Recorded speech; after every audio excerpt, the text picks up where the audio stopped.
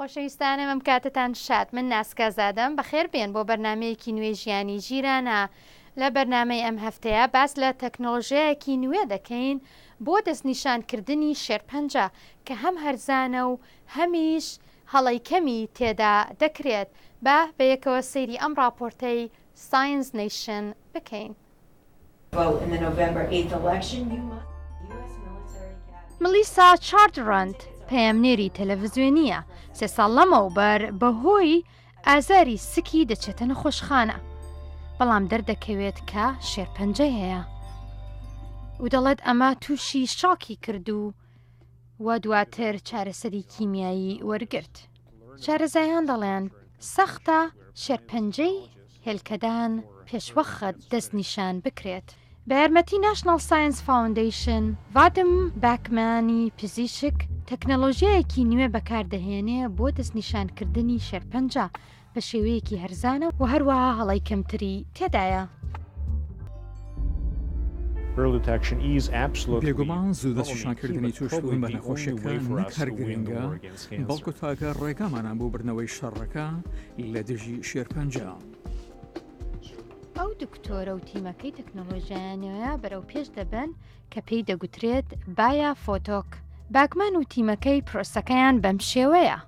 چەند نمونەیەک لەناو پووکی سەرەوە وەردەگرن، دوایی دەیخەنە بەر تیشکێکی تایبەت بۆ ئەوەی بزانن ئەگەر تووشبوونت بە نەخۆشیەکە دەرکەوتووە یان نا.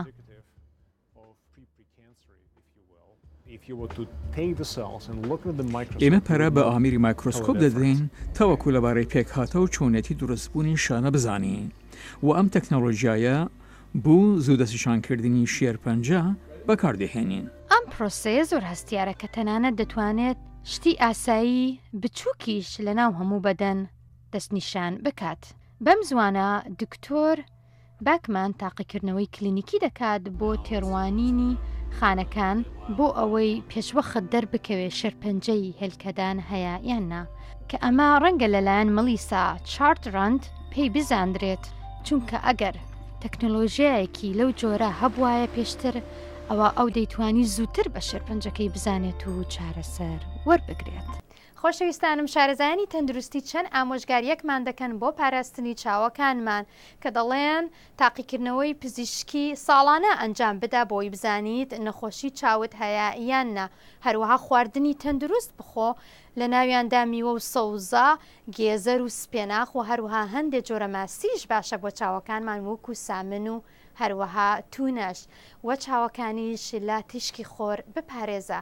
بەم جۆرە هاتینە کۆتایی بەرنامەی ژیانی ژیرانە. لە بیر نەکەن ئیمێڵم بۆ ڕەوانە بکەن بۆ ناونیشانی nzada@voanews.com تا جارێکی تر خواتان لەگەڵ.